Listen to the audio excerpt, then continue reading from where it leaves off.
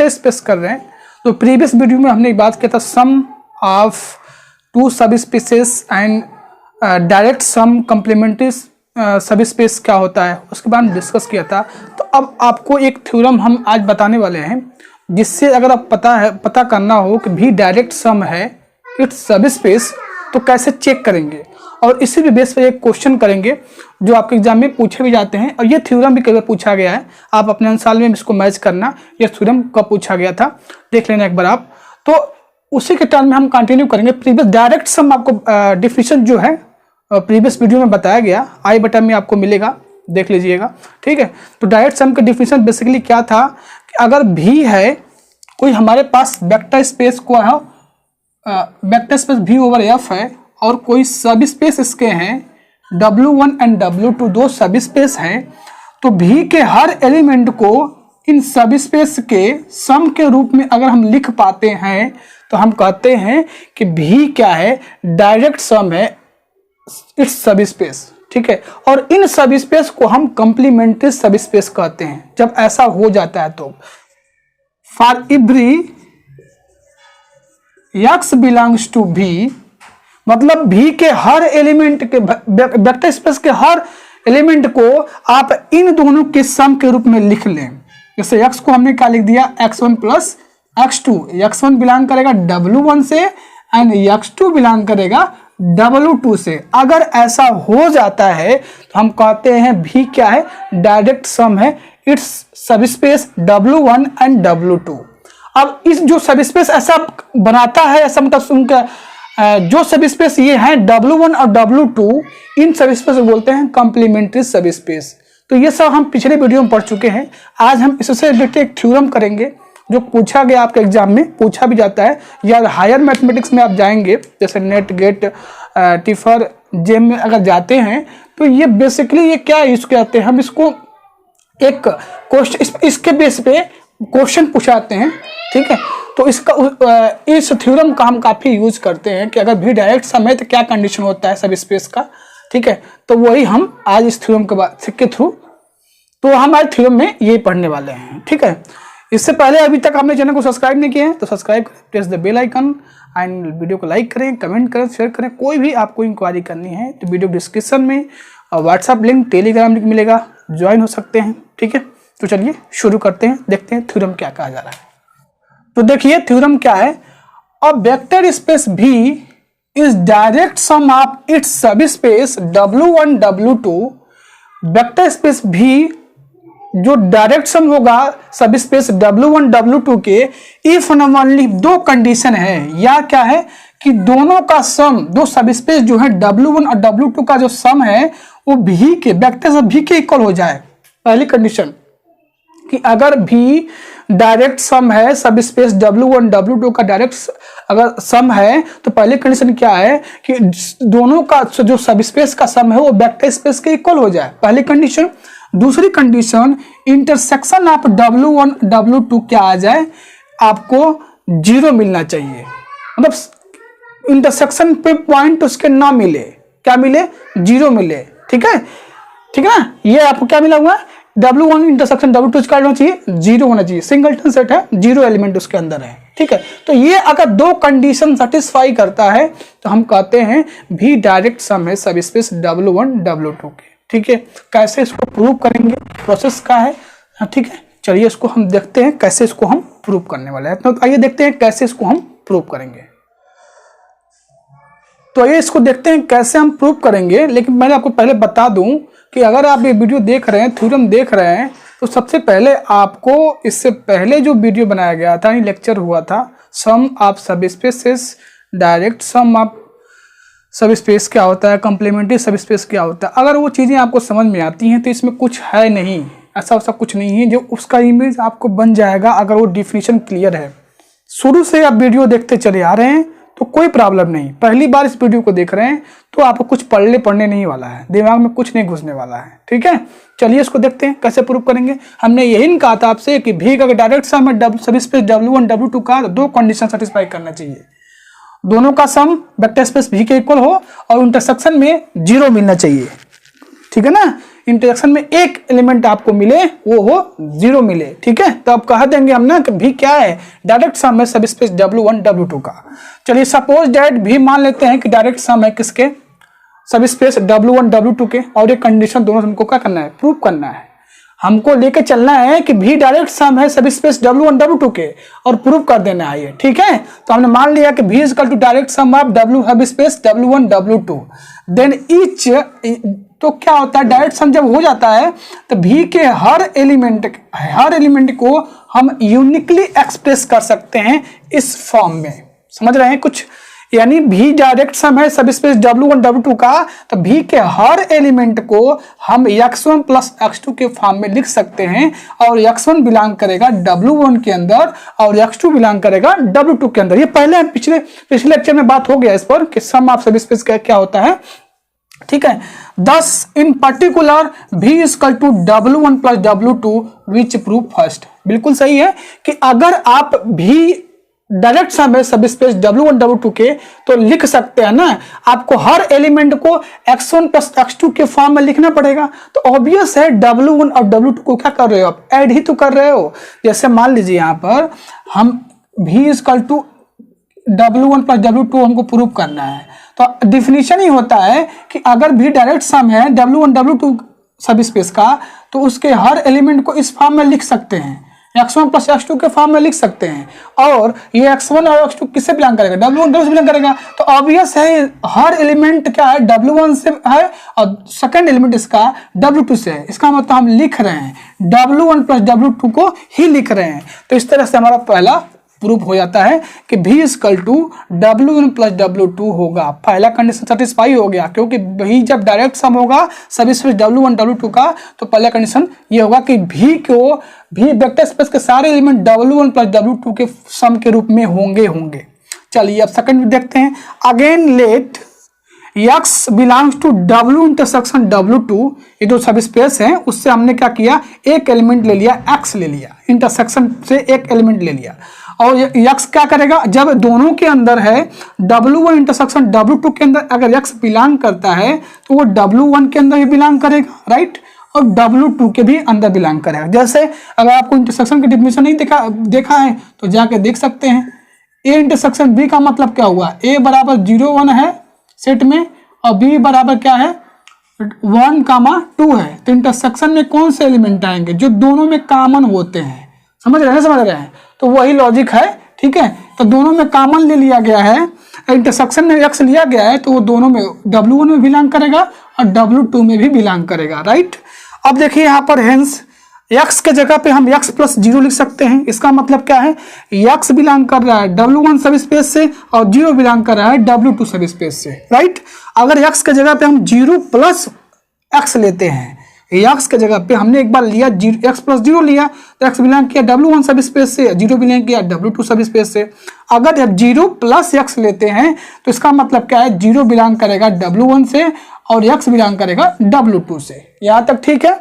उसके बाद देखेंगे, अब इससे हमें पता चल जाएगा कि दोनों के इंटरसेक्शन में 0 आना ही आना है। This shows that non-zero element x belongs to vector space B expressible in the at least two ways sum of the an element W1 and W2। कह रहा है अगर नॉन जीरो एलिमेंट है वेक्टर स्पेस V से तो उसको दो तरीके से आप लिख सकते हैं, इन्हीं दो तरीके से लिख सकते हैं, ठीक है। सम आप W1 W2 के सब स्पेस में आप लिखते हैं, सम के टर्म में लिखते हैं तो x को हम x 0 प्लस x लिख सकते हैं या 0 प्लस x लिख सकते हैं, या x प्लस 0 लिखिए या 0 प्लस x लिखिए, यही दो पॉसिबिलिटी है। But there can not be two expression for any x belong to vector space, so we must be x equal to 0। Confirm है कि x बराबर 1 तो 0 ही 0 आपको लेना पड़ेगा। इसका मतलब क्या है, उसके इंटरसेक्शन में 0 मिलने ही वाले हैं। देखिए यहाँ पर x के जगह पर 0 प्लस 1, x के जगह पे x प्लस 0 लिखा था आपने और x के जगह पे 0 प्लस x लिख सकते, दो तरीके से लिख सकते हैं। तो आप आसानी से देख सकते हैं कि दोनों में इंटरसेक्शन क्या है, मिलना ही मिलना है, ठीक है। तो W इंटरसेक्शन W2 क्या आ जाएगा, 0 मिलेगा, विच प्रूफ सेकेंड। इस तरह से हमारा सेकेंड प्रूफ हो गया। अब देखिए हमने इसका नेसेसरी पार्ट तो प्रूफ कर दिया कि भी डायरेक्ट सम है तो ये दोनों कंडीशन सेटिस्फाई करेगा। अब दोनों कंडीशन सेटिस्फाई कराओ और भी को डायरेक्ट सम दिखाओ। ठीक है, चलिए देखिए कन्वर्स पार्ट में, suppose that W1 W2 are two subspace of V such that the condition W1 W2 are satisfy. मान लेते हैं भी, अगर मान लीजिए W1 W2 क्या दो सब स्पेस है वेक्टर स्पेस V के, तो वो दो कंडीशन सेटिस्फाई कर रहे हैं। क्या? V को दो सब स्पेस W1 W2 के सम में और उनका इंटरसेक्शन क्या आ रहा है? 0 आ रहा है।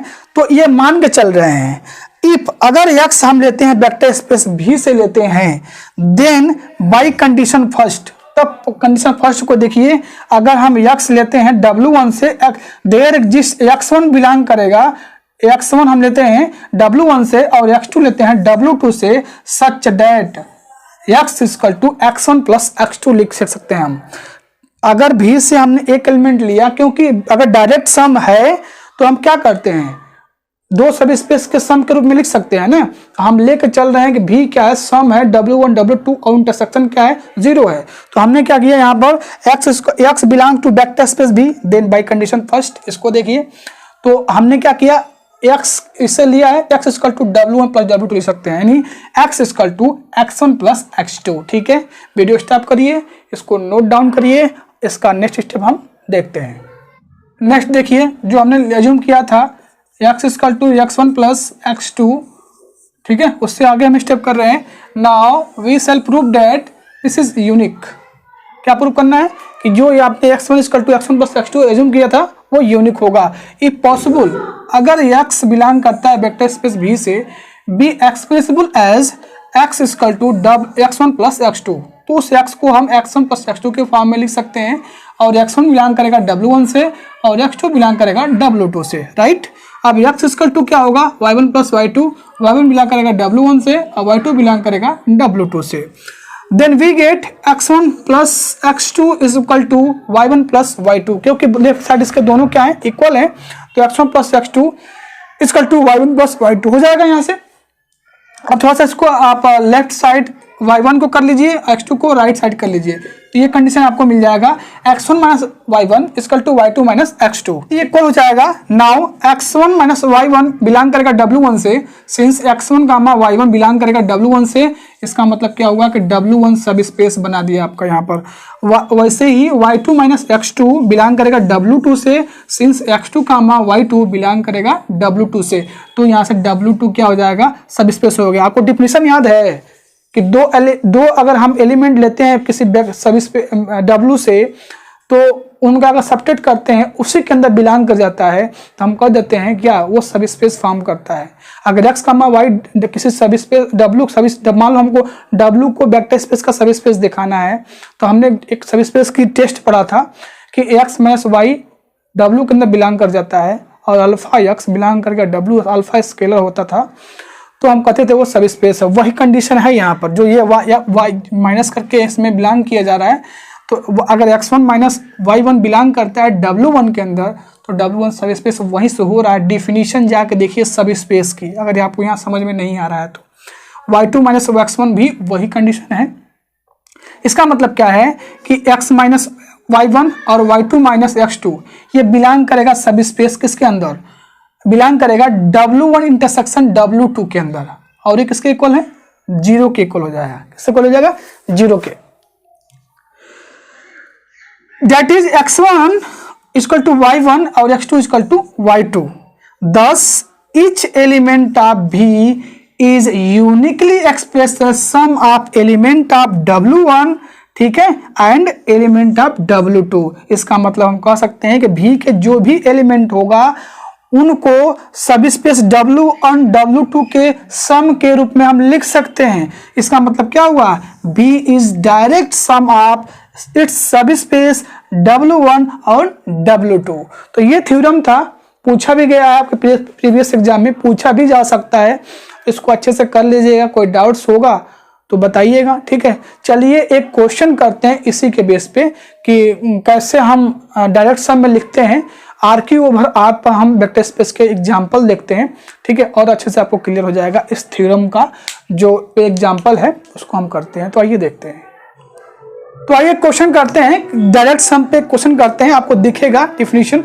मैंने क्या बताया था आपको डिफिनीशन कि अगर मान लीजिए कोई भी vector space V over F है, वो डायरेक्ट सम है W1 प्लस W2 के, तो पहली कंडीशन V को W1 प्लस W2 के फॉर्म में लिखा जा सके, और दूसरा दोनों के इंटरसेक्शन में क्या मिले, कोई कॉमन एलिमेंट ना मिले। अगर ये कंडीशन दो सेटिस्फाई कर जाता है तो हम कह देते हैं कि वेक्टर स्पेस क्या है, डायरेक्ट सम है इस वेक्टर सब स्पेस W1 W2 के। क्वेश्चन देखिए, in the vector space RQ over R, यानी इसमें क्या है, 3 डायमेंशन लिया गया है, RQ over R, consider W1 दिया है x, 0, 0, x belong to real number, ठीक है। W2 डिफाइंड है x, y, 0, 0, x, y belong करेगा रियल नंबर से। W3 डिफाइंड है 0, y, z और y, z है वो सेट ऑफ रियल नंबर से बिलोंग करेगा। ये 3 सब स्पेस डिफाइंड है, और पहला इसमें प्रूव क्या करना है कि जो RQ है वो डायरेक्ट सम है किसके, W1 W2 के, और दूसरा तो सेकंड कह रहा है कि RQ जो है वो W2 W3 के सम में तो है, ये दोनों सब स्पेस के सम में तो है, पहली कंडीशन सेटिस्फाई करती है, लेकिन इनका ये डायरेक्ट सम में नहीं है। समझ रहे हो ना, RQ ओवर R जो है वेक्टर स्पेस वो डायरेक्ट सम नहीं है सब स्पेस W1 एंड W2 के, ठीक है। तो प्रूफ करने के लिए सबसे पहले हमें क्या चाहिए, मैंने बता दिया ना कि अगर मान लीजिए कोई वेक्टर स्पेस है वो डायरेक्ट सम है सब स्पेस के, तो उनके सम के लिम में लिख सकें, और इंटरसेक्शन में जो आएगा सब स्पेस का वो एक भी कॉमन एलिमेंट मिलना नहीं चाहिए, राइट। चलिए अब W1 और W3 को हमको दिखाना है।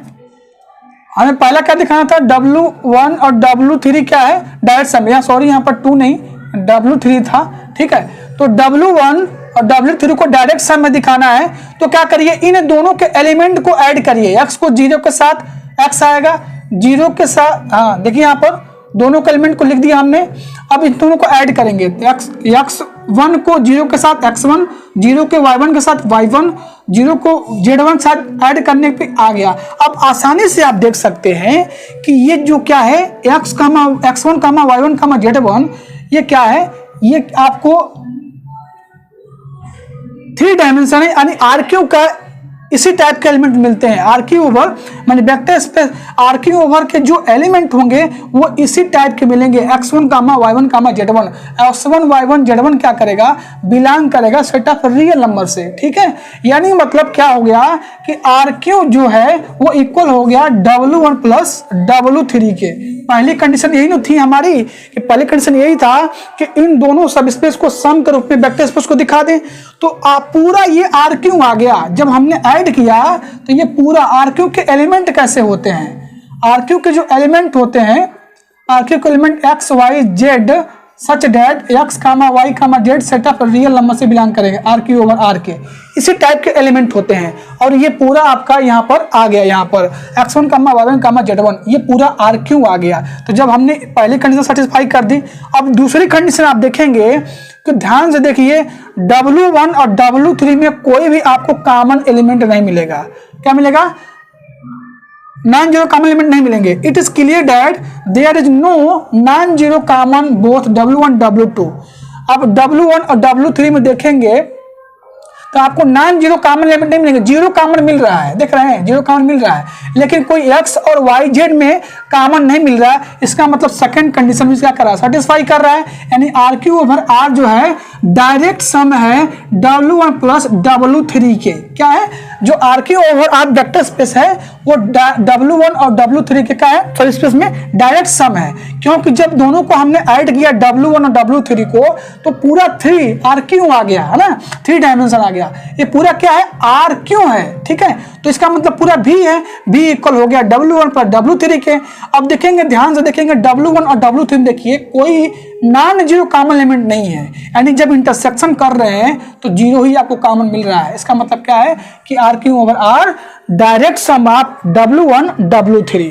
सेकंड में क्या करना है, सेकंड में आपको दिखाना है कि इसका सम तो है लेकिन इसका क्या है, डायरेक्ट सम नहीं है। तो ऐड करते हैं इसको W, पहली कंडीशन यही है हमारा, पहली कंडीशन हमारा क्या है, RQ और पहली कंडीशन क्या है, RQ ऐड हो जाना चाहिए, मतलब W2 और W3 के ऐड के रूप में लिखें, दोनों का ऐड में RQ पूरा आ जाए। उसके बाद क्या होता है W2 इंटरसेक्शन W3 में क्या है, कोई भी आपको कॉमन एलिमेंट ना मिले जीरो के सिवा, ठीक है, यही आपको दिखाना पड़ेगा। तो हमने W2 लिखा यहाँ पर और W3 दोनों को ऐड कर लीजिए यहाँ पर, है ना। x1 y1 और y2 z2 बिलोंग करेगा सेट ऑफ रियल नंबर से। ओके, अब देखेंगे यहाँ पर आगे। देखिए जब हमने ऐड किया तो x1 को 0 के साथ x1 आया, y1 को y2 के साथ y1 प्लस y2 आया, 0 को z1 z2 के साथ तो ऐड करने के बाद कुछ इस तरह से आ गया।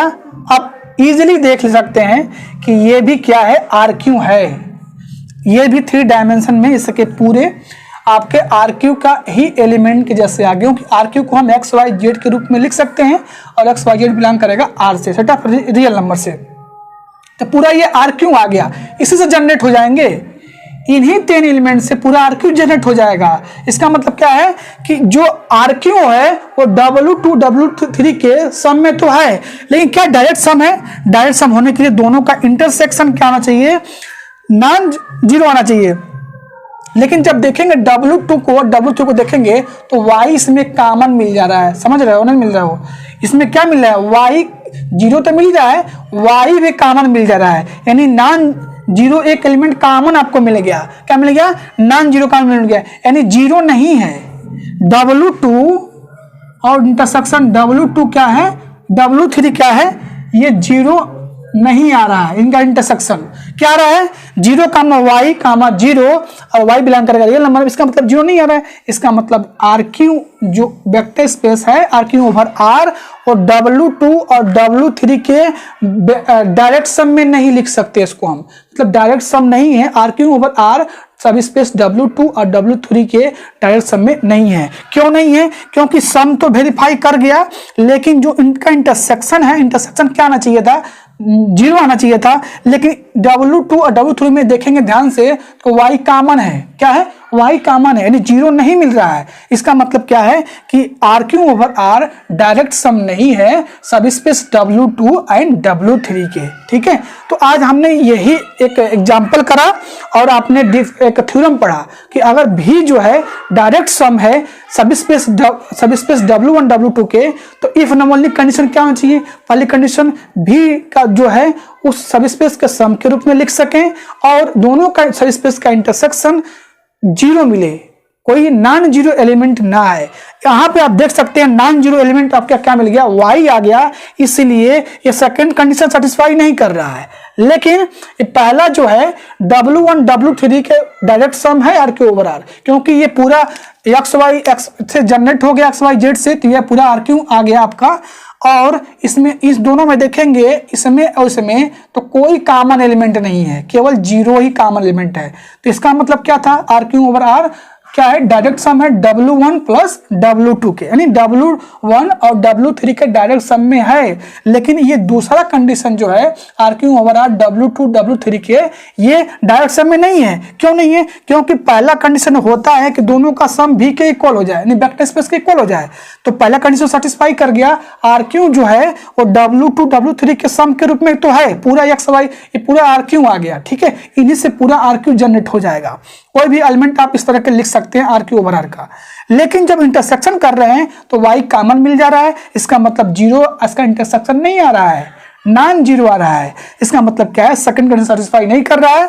तो इसका मतलब क्या हो गया कि RQ ओवर R जो वेक्टर स्पेस है W2 और W3 के डायरेक्ट सम में नहीं है। चलिए इसको वीडियो स्टॉप करके इसको नोट डाउन कर लीजिएगा, ठीक है।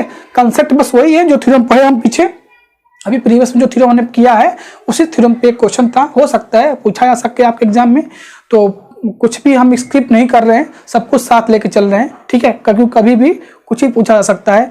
तो कैसा लगा वीडियो अच्छा लगे तो लाइक करें, अपने दोस्तों वीडियो को शेयर करिए। चलिए इसी के साथ मिलते हैं नेक्स्ट वीडियो में, तब तक थैंक यू, बाय बाय।